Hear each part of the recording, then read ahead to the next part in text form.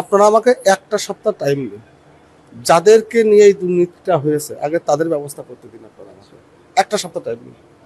আর দ্বিতীয় কথা, পশ্চিমবঙ্গের আমজনতাকে এটুকু বার্তা দেবো, দেখুন প্রধানমন্ত্রী মোদিজি, আমাদের মুখ্যমন্ত্রী শুভেন্দু অধিকারী আমার উপর তাদের বিশ্বাস আছে বলে পশ্চিমবঙ্গের সবথেকে দুর্নীতি যে হয়েছে যে দপ্তর, সেই দপ্তরটা আমাকে দিয়েছে।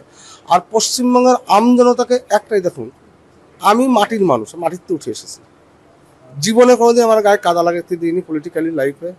যতদিন এই দপ্তরে থাকবো, পশ্চিমবঙ্গের আমজনতা, খেটে খাওয়া মজদুর, শ্রমিক যারাই আছে, নিম্নবিত্ত, মধ্যবিত্ত, প্রত্যেকেই একটা বার্তা দেবো, রেশনে কোনো দুর্নীতি করতে মেনে নেব না।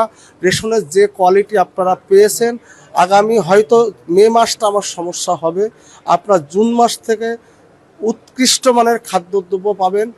যে কাটমানি এখনো যাচ্ছে, সে কাটমানি পুরো সম্পূর্ণ রূপে এই ব্যবস্থা থেকে বন্ধ করবো। এক হাতে তালি বাজে না, একা মন্ত্রী তিনি শুধু ফাইল সই করেন, তার একার দুর্নীতি এটা নয়।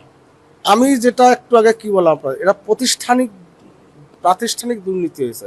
একটা সপ্তাহ আপনারা আমাকে টাইম দিন, আপনারা একটা সপ্তাহ পরে দেখবেন এই যে দপ্তর আছে এর অনেক কিছু পরিবর্তন আছে, আপনারা দেখে নেবেন। আপনি বলছেন এনাফ ইজ এনাফ, মানে কি জন্য এই ডায়লগ? দেখুন যেভাবে দুর্নীতি হয়েছে, যেভাবে পশ্চিমবঙ্গের মানুষকে তাদের ন্যায্য অধিকার হরণ করা হয়েছে, এটা যথেষ্ট হয়েছে। আমি এটা করতে দেবো না, এটা আপনারা ভরসা রাখুন আমার প্রতি। আমি পশ্চিমবঙ্গের আমজনতাকে বলে দিচ্ছি, আপনারা ভরসা রাখুন। আপনাদের, আমি তখন খুব মাটির মানুষ, মাটিতে উঠে এসেছি, আমার পলিটিক্সের চা পাওয়ার কিছু নেই, কোনো দুর্নীতি আমি করতে দেবো না খাদ্য দপ্তরে, এইটুকু আমি বলে দিলাম। কি কার্ড ডিস্ট্রিবিউট হবে, মানে সেই সময়কার যে বিপিএল, এপিএল, এই সমস্ত? দেখো এটা, এই সিস্টেমটা কি সিস্টেম আছে আমি এখনো বলতে পারবো না, একটু টাইম আমাকে দিতে হবে, জানতে হবে, বুঝতে হবে। সাইয়ারে বাদ যাওয়া এরকম লক্ষ লক্ষ নাম, তাদের হাতে অত্যাধুনিক ডিজিটাল রেশন কার্ড, সেটাও পর্যন্ত উঠে এসছে।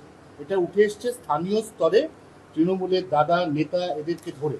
আমি আপনাদেরকে বলেছি, যারা ভারতবর্ষের নাগরিক নয় তারা সরকারি কোনো সুযোগ সুবিধা পাবে না, কোনো সুযোগ সুবিধা পাবে না।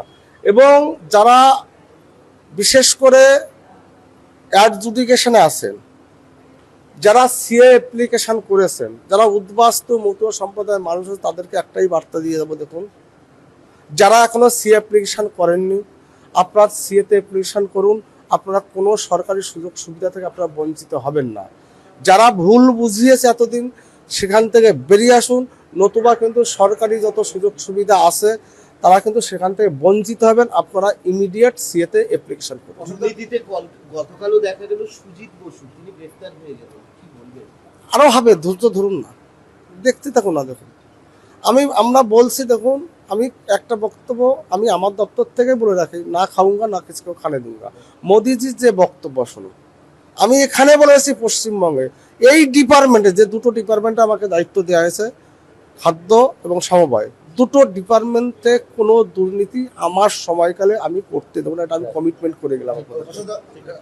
গতকাল আপনি দায়িত্ব পেয়েছেন, তারপর আজকে দপ্তরে আসছেন, চালকল মালিক যাদের একটা ইতিপূর্বে যে দুর্নীতির তথ্য সামনে এসেছিল, সেখানে তাদের একটা ওতপ্রোতভাবে যোগাযোগ আমরা দেখেছি, তারা বিভিন্নভাবে সরকারি টাকা নয়ছয় করেছে, সরকারকে নানাভাবে ফাঁকি দিচ্ছে, তাদের নিয়ে কি ভাবনা চিন্তা?